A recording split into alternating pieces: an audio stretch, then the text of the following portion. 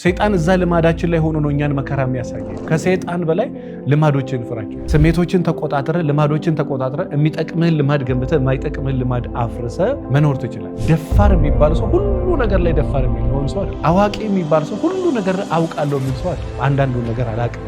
እግዚአብሔርን የሚፈራ ሰው ይስጣችሁ የሚል እግዚአብሔርን የሚፈራ ሰው አንተም ባትኖር ሰውየው እግዚአብሔርን ይፈራ፣ አንቺም ባትኖር እግዚአብሔርን ይፈራ፣ አንተም ባትኖር እግዚአብሔርን ትፈራለህ። ጥሩ ፊት ካላት ሴት ይልቅ ጥሩ ልብ ያላት ሴት ይሻላል። ወይ ደግሞ ከወንድም በጣም ጥሩ ፊት ካለው ጥሩ ቁመና ካለው ወንድ በላይ ጥሩ ማንነት ያለው ወንድ ይሻላል። እንግዲህ በሴቶች ባህሪ ምናልባት ከባሎቻቸው ጋር የማያኖሯቸው በጣም ብዙ ሴቶችም ምን አለ ይሄንን ትላንትና አውቄ ቢሆን ኖረው ይሄንን መጥፎ ልማዴን ባስወገድኩትና ትዳሬን ማዳን በቻልኩ ነበር ብለው ዛሬ ሚሊዮኖች የሚያለቅሱበትን 7 ከሴት ልጅ መወገድ ያለበት ወይ ደግሞ ከአንቺ መወገድ ያለበት ወይ ደግሞ ሚስት ካለች ቀስ ብለህ እንድታስወግደው ከምትረዳቸው 7 ዋና ዋና ነገሮች አጠር አድርጌ እነግርሃለሁ። እስከ መጨረሻው ድረስ ተከታተሉ። እንግዲህ አንድ የኢትዮጵያ ኦርቶዶክስ ተዋሕዶ ቤተክርስቲያን ቅዱስ አባት እንደዚህ ይላል፣ ከአጋንንት ፈተና በላይ ልማዶችህን ተጠንቀቅ፣ ከሰይጣን ፈተና በላይ ልማዶችህን ተጠንቀቅ ይላል። በጣም ብዙ ሚሊዮን ሰዎችን ምን ጎዳቸው ወይ ደግሞ ብዙ ሚሊዮን ሰውን ምን ይጎዳል ብለህ ብትል ሰይጣን ፈተና በላይ ልማዱ ነው። እስኪ አስቡት ራሱ በአንተ ህይወት ሰይጣን በዚህ ፈተነኝ የምትለው በየትኛው ነው? በምንድን ነው የተፈተንከው? በጣም ብዙ ጊዜ የምትቸገረው ወይ በስንፍና ነው ወይ በሱስ ነው ወይ በጫት ነው ወይ በሲጃራ ነው። ይገባኛል። ሰይጣን እዛ ላይ ሆኖ ሊያስት ይችላል። ግን እንዴ እስከ መቼ ነው ሰይጣን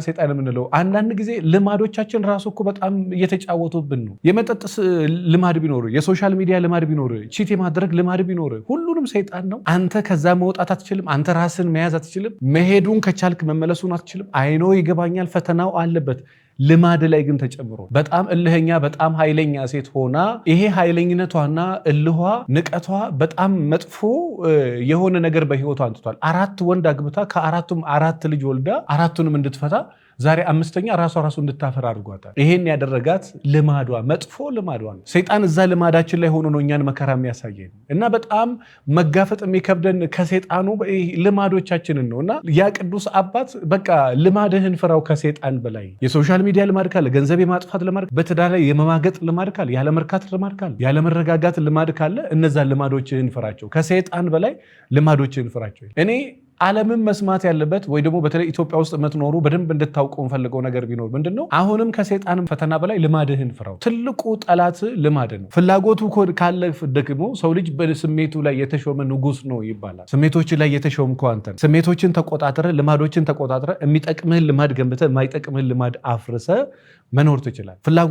ፍላጎቱ ካለሽ የማይጠቅምሽን ልማድ አስወግደሽ የሚጠቅምሽን ልማድ መገንባት ትችያለሽ። ፍላጎቱ ካለሽ ልባም ሴት መሆን ትችያለሽ። ፍላጎቱ ካለሽ አስተዋይ ሴት መሆን ትችላለች። ፍላጎቱ ካለ በጣም አስተዋይ በጣም የሚገርም ሰው መሆን ትችላለች። ግን ፍላጎቱ ካለ ምክንያቱም ፍላጎቱ ከሌለ ስቲቨን ኮቬይ የሚባል ዘ 7 Habits of Highly Effective People የሆነ መጽሐፍ የጻፈ ደራሲ ምን ይላል? የምታውቀውን በህይወት የማትኖረው ከሆነ ኦልሬዲ አታውቀውም። እውቀት የሚጠቅም የምታውቀውን ነገር የምታደርገው ከሆነ ነው ይላል። ሰው የሆነ ነገር በማወቅ ደረጃ አውቀ የማታደርገው ከሆነ ምንም ዋጋ የለው። ታውቃለህ፣ ነገር ግን የማድረጉ ከሌለ ያ ነገር ሊጠቅም አይችልም። ሴት ልጅ ከሆንሽ እንደው እነዚህን 7 ነገሮች ይኖርሽ ወይ ደግሞ 7 መጥፎ ማስወገድ ያለብሽ ነገር አለ፣ ሊኖርሽ ደግሞ የሚገባ ነገር አለ። ለምሳሌ እነሱ ምንድን ናቸው? ይሄ ሴት ልጅ ሆነሽ የእውነት እዚህ ምድር ላይ አንድ ቢኖርሽ አንድ ሀብት ይኖርሽ ፕሊዝ፣ ጸባይ፣ የሚያምር ፊት፣ የሚያምር ገላ፣ በቃ ጥሩ ደስ የሚል የትኛውም ወንድ ቢያገኛት ቢይዛት ሊለቃት የማይፈልግ የሚገርም ገላና ጠረን ያላት የሚገርም ፊት ያላት ሴት ሆነሽ ጸባይ ከሌለሽ በጣም ከስረሻል። በቃ የሚገርም ጸባይ ይኖርሽ። ዓለም ላይ ገዢ ፊት አይደለም፣ ገዢ ልብ ነው። ልብ ይገዛል፣ ጸባይ ይገዛል፣ ትትና ይገዛል። እነዚህ ገዢ የሆኑ ነገሮችን ከሌለሽ መልኬ ብቻ በቃኝ ሴት አትሆኚ። በቃ ገዢ ባህሪ ይኖርሽ፣ ገዢ ልማድ ይኖርሽ። ጸባይ ማጣትን አስወግጂው። ምክንያቱም ትላንትና በቃ ቆንጆ ሆና ጸባይም ከሌላት ይባላል። ዛሬ ግን ሁሉን ነገር ከሌላት አንድ ቤት ውስጥ በሰላም መኖር አትችልም። በቃ የፈለገ መልክ ቢኖር፣ የፈለገ ጸጉር ቢኖር፣ የፈለገ ጥፍር ቢኖር፣ የፈለገ ቁመና ቢኖር ጸባይ ከሌላት በቃ የለም። የትኛውም ወንድ አውጥቶ ነው ከቤት የሚጥላት። እባክሽ ጸባዮችሽ ላይ በደንብ በትክክል ስሪ። ጸባይ ማጣት ብዙ ሴቶችን ልጆቻቸው እንዲበትኑ አድርጓቸዋል፣ ቤታቸውን እንዲያፈርሱ አድርጓቸዋል። ስለዚህ የመጀመሪያውም የመጨረሻውም ከጸባይ ማጣት ውጪ እና ጸባይ ያላት ሴት ሁኚ። ጸባዩ የሚጠቅመው ለባለቤቴ ሳይሆን ለራሴ ስለሆነ። ሁለተኛው ደግሞ ኃይለኝነት። ሁላችንም የኃይለኝነት ስሜት ውስጣችን አለ። ሁላችንም። በነገራችን ላይ ሰው ትልቅ ሲሆን ልጅ ነው፣ ልጅ ሲሆን ደግሞ ትልቅ ነው ይባል። ለዛ ነው አንዳንድ ጊዜ ልጆች ውስጥ ትልቅነት ባህሪ የምታዩት፣ ትልቆች ውስጥ ይሄ ደግሞ የልጅ ባህሪ አንዳንዴ የምታዩት ለዛ ትልቅ ሲሆን ልጅ ነው፣ ልጅ ሲሆን ደግሞ ትልቅ ነው ሰው። ሁሉም ውስጥ ኃይለኝነት መንፈስ አለ። የኃይለኝነት ነገር ሴቶችም ወንዶችም ሲጀመር ከነካው ኃይለኛ የማይሆን የለም። ስሜቱን ከነካው ስሜታዊ የማይሆን ሰው የለም። ስሜቷን ከነካ ስሜታዊ። ነገር ግን የበዛ ኃይለኝነት ያለባት ሴት አለ። ከናሷ ትውረሰው ከአባቷ ትውረሰው የማይታወቅ ከየት አመጣችሁ? ከጓደኛ ከማህበረሰብ ከሆነ ቦታ ያመጣችሁ እና ኃይለኝነት ብዙ ሴቶችን ያለ አባት ልጆቻቸው እንዲቀሩ አድርጓል። ኃይለኝነትን አስወግጂና በተሻለ መጠን ትንሽ የተወሰነ ትትና ያላት ሴት ማለፍ የምትችል ሴት። በዛ ላይ ደግሞ ኃይለኛ የምትሆኝባቸውን ቦታዎች ራሱ መምረጥ ታውቃላችሁ። ደፋር የሚባል ሰው ሁሉ ነገር ላይ ደፋር የሚሆን ሰው አይደለም። አዋቂ የሚባል ሰው ሁሉ ነገር አውቃለሁ የሚል ሰው አይደለም። አንዳንዱን ነገር አላውቅም የሚል ሰው። በጣም ምሁር በጣም አዋቂ ነው የምትሉ ሰውዬ እንደ አዋቂ አክት የማያደርግ ሰው። ስለዚህ ኃይለኛ ጎበዝ ደፋር የሚባል ሰው ፈሪ መሆን የሚገባ ቦታ ላይ ፈሪ የሚሆን በቃ በዓለም ደፋር የሚባሉ ሰዎች እንደዛ እንጂ ሁሉም ውስጥ ጥልቅ የሚለው ደፋር ተብሎ መፍራት የሚገባ ቦታ ላይ በመፍራት ደፋር መሆን የሚገባ ቦታ ላይ ደፋር መሆን፣ ኃይለኛ መሆን የሚገባሽ ቦታ ላይ ኃይለኛ መሆን ጥሩ ነው። እንዴት ሰው በሽንኩርቱም በአልጋውም በመኝታውም በሄደም በመጣም እንዴት ሁሉ ነገር ላይ ኃይለኛ ሰው አንዳንዴ እንዴት ሁሉ ነገር ላይ ትናገሪያለሽ? ወንድ እኮ በቃ ሚስት ስታጠፋ ቢናገር ወንድ ነው ደስ ይላል። ሁሉ ነገር ላይ የሚናገርን ወንድ እኮ ወንድ ነው ብላ አታስቡ። ሁሉ ነገር ላይ የምትናገርን ሴት እኮ በቃ እንትን አትላትም። ስለዚህ መርጣ የምትናገር ቦታ መርጣ አንዳንዱ ቦታ የምትናገር አንዳንዱ ቦታ የማትናገር ካልሆነ እንደ ሙያ የምመክርሽ ቦታ መርጠሽ ተናገር። ሁሉ ነገር ላይ የምትናገር ሁሉ ነገር ላይ ኃይለኛ የምትሆኝ ሁሉ ነገር ላይ እልህኛ የምትሆኝ ወንድ ልጅ በጉልበት ይመልጥሻል። ቢይዝሽም አትገናኝ። ከወንድ ጋር በብልሃት እንጂ በጉልበት አትኖሪም። ስለዚህ ጉልበቱን ተይውና ብልሃትን ተጠቀም። እንደዛ ከሆነ አለበለዛ በቃ እሷ እኮ ኃይለኛ ናት። እሷ አንዴ እሱ ታርጋ ከተሰጠሽ በቃ በዛው ነው የምትታወቂ። ኃይለኝነትሽን ብትተይ ራሱ በቃ እሷ ኃይለኛ ናት። ስድብሽም በቃ እሷ ትሳደባለች። ስለዚህ መጥፎ ባህሪ ነው። ከዛ ውጭ ደግሞ ሴት ልጅ ባታጣው ከሚባለው ሶስተኛው ነገር ቅንነት። በነገራችን ላይ እንደ ትዳር እንግዲህ በጣም በብዙ ቅንነት የሚፈልገው ነገር አለ። ሁሉም ቅንነት ቢፈልግም እንኳን እንደ ትዳር ቅንነት የሚፈልግ አንዳንዴ ቀና ሀሳቢነት ዋይናት ለምንድን ነው በዚህ ደረጃ በክፋት የሚሄደው ብላ ቅንነትን መንገድ ተከተጋ ከሄደች በእርግጠኝነት ያቺ ሴት ከባለቤቷ ጋር ከራሷ ጋር በሰላም ትኖራለች። ስለዚህ ቅንነት የመጀመሪያው የመጨረሻው ቅንነት በአንተ ህይወት ውስጥ የመጀመሪያውም የመጨረሻውም ልታጣው የማይገባ ነገር። ያኔ ረጅም እድሜ ከሚስት ጋር መኖር ትችላል። ከዛ ውጭ አራተኛው እንደው እዚህ ምድር ላይ ባህል ካለሽና ከባልሽ ጋር የምትኖሪ ከሆነ እንደው ፕሊስ ይሄ ሌላ ከዚህ ተቃራኒ የሚመክሩሽ ሰዎች በቃ እንዳትስብ ምናምን ይሄ ብዙዎቹን ሰው ትዳር እንዲፈርሱ አድርገዋል። ባለቤትሽ የሚልሽን ስሚ።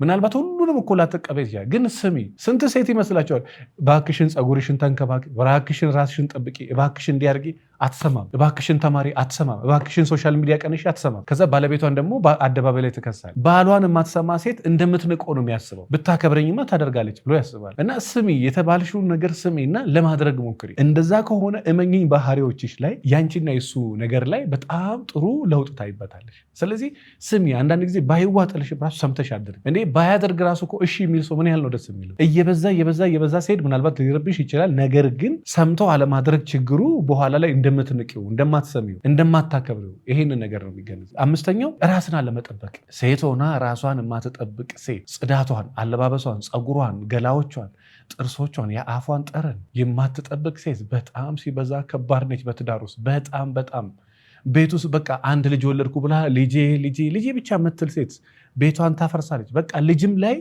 ባለቤትም ላይ ራስም ላይ ቤትም ላይ ባል ሆኖ በቃ ስራ የሚል ሰው እኮ በቃ ቤቱን ከናካቴው ረሱ። ሴትም ሆነ በቃ ልጅ ብቻ የምትል ሴት በቃ ባለቤቱን ከናካቴው አልፈልግም፣ በቃ ልጅ ያለው ልጆቼ ጋር ነኝ። ያ ደግሞ በጣም ሲበዛ መጥፎ ነገር አለ። ልጅ የጋራ ነው።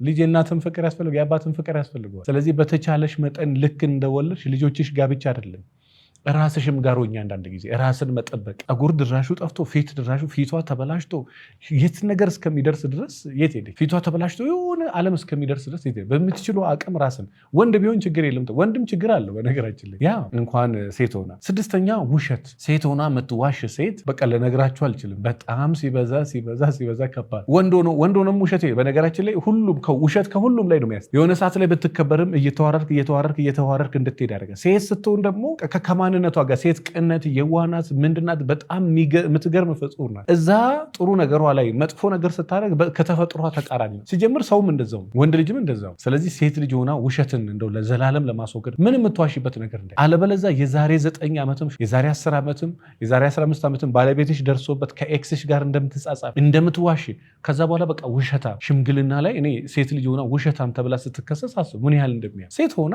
ውሸታም ተብላ ስትከሰስ ምን ያህል እንደሚያም አስቡ። ስለዚህ የሆነ ቤታችሁን ትዳራችሁን የሆነ ነገራችሁን የምትፈልጉ ከሆነ በጣም በተጠንቀቅ በደንብ ይህን ነገር በደንብ ማለት። ሰባተኛ እግዚአብሔርን መፍራት በነገራችን ላይ በአፍ የሚገለጥ አይደለም። ብዙ ሰው እንዴ እግዚአብሔርን የማይፈራ ሰው አለ ኖ። እግዚአብሔርን የምትፈራ ሴት የምትሰራውን ስራ እግዚአብሔርን የማትፈራው ሴት በታሪክ አታስበውም፣ ራሱ በሀሳቡ አይመጣም። እግዚአብሔርን የሚፈራ ሰው ይስጣችሁ የሚል እግዚአብሔርን የሚፈራ ሰው አንተም ባትኖር ሰውየው እግዚአብሔርን ይፈራል። አንቺም ባትኖር እግዚአብሔርን ይፈራል። አንተም ባትኖር እግዚአብሔርን ትፈራለች። እግዚአብሔርን መፍራት ማለት በተግባር የሚገለጥ እግዚአብሔር ያየኛል ማለት ነው እንጂ በስም እፈራለሁ የማይፈራ ምን አለ? ሰይጣንም ይፈራሉ ይንቀጠቀጣሉ ነው እኮ የሚለው መጽሐፍ። ስለዚህ እግዚአብሔርን የምትፈራ ሴት ገና እሱ ኖረም አልኖረ ጉዳዩ አይደለም። እሷ ኖረች አልኖረችም ጉዳዩ አይደለም። እግዚአብሔርን የሚፈራ ሰው በተግባር በቃ ስለሚፈራ እያንዳንዱ ነገሮቹ ላይ ይጠነቀቃል። እያንዳንዷ ነገር ላይ ትጠነቀቃል። ከዛ በኋላ ላይፏ እንዴት ያማረ እንዴት ልነግራችሁ አልችልም። በነገራችን ላይ ስታማክሩ እንደምታዩት ነው። ባሎች አይመጡም አንዳንዴ ኧረ ወደዛ ምናምን ይላል። ግን ሚስትዮ ስትመጣ አንተ እግዚአብሔርን በመፍራት የፈለገ የተበደለችን ብትሆን ባለቤቷን እንዳትጠላ ትጠነቀቃል። እኔ በጣም ብዙ የሀገር ባሎች እግዚአብሔር ይስጥ አንተ ጋር መምጣት የቻልኩት ሚስቴ ጋራ በሰራው ነገር ሚስቴ ላይ ለውጥ አየሁ። ለዛ ነው አንተ ጋር የመጣሁት። ባለቤቴ ላይ ለውጥ አየሁ። ጸግሽ እኔ የለውም እኔ እንግዲህ በጣም ነው መጠላክ በቃ እሱ ሴትን የሚጫን ሰው ነው ብዬ እጠላሃለሁ። ግን ባለቤቴ ላይ የሰራኸውና ባለቤቴ ላይ ያየሁት ለውጥ በቃ መቼ ነው መሄደው ብዬ እንድጓጓ አድርጎኝ የመጣሁት ለዛ ነው ይላል። ምን ይጠይቃል? ሰውየው አንተ ጋር ባይኖርም አንተ ለትዳሩ ታምነህ ሚስቱን በምትችሉ እግዚአብሔርን በመፍራት ባህሪው ማስተካከል አለ። እግዚአብሔርን በመፍራት ያንን ሰውዬ ባህሪው ማስተካከል አለ። ምክንያቱም ትዳር እንደምታየው ጥንቃቄ ይፈልጋል። እግዚአብሔርን መፍራት ማለት በተግባር የምታደርገው እንጂ በወሬ የምታሳየው አይደለም። ምናልባት እግዚአብሔርን መፍራትም ገንዘብ ካደረግሽ ባለቤትሽ እንኳን አድርገሽ ሳታደርግ እንዳያረግሽ እንዲያስብልሽ እግዚአብሔር ያደርጋልና እነዚህን 7 ነገሮች በጣም ተጠንቀቂ። ማስወገድ ያለብሽን ነገር አስወግድ። ሊኖርሽ የሚገባውን ነገር ይኖርሽ። ይህን ነገር በደንብ አስተውይበት። በጣም አለመግባባት፣ በጣም ሰላም ማጣት፣ ደስታ ማጣት፣ ፍቅር ማጣት በቤታችሁ ያለ ክፍለ ሀገርም አዲስ አበባም ውጭ ሀገርም ያላችሁ በኦንላይን በአካል ስልጠናውን ስነልቦናዊ ምክር ማግኘት ትችላላችሁ። ያን ጊዜ ባህሪያችሁ ላይ በጣም ትልቅ ለውጥ ታገኙበታላችሁ። በተለይ ባልና ሚስቶች ከተለያያችሁ ብቻ አይደለም ሳትለያዩ በፊት ምናልባት አለመግባባት ከበዛ ወደ ባለሙያ መሄድ ትችላለህ። ለዛም ደግሞ መልህቅን ምርጫችሁ አድርጎ ክፍለ ሀገርም አዲስ አበባም ውጭ ሀገርም ያላችሁ በኦንላይን በአካል በስልክ መማከር ትችላላችሁ። ለበለጠ መረጃ ደግሞ 09774050 ላይ ደውሉ። ለዚህ ዩቲዩብ ቻናል አዲስ የሆናችሁ ሰብስክራይብ አድርጉ። ሀሳብ አስተያየት ካላችሁ ኮመንት ላይ አስቀምጡልን። አመሰግናለሁ።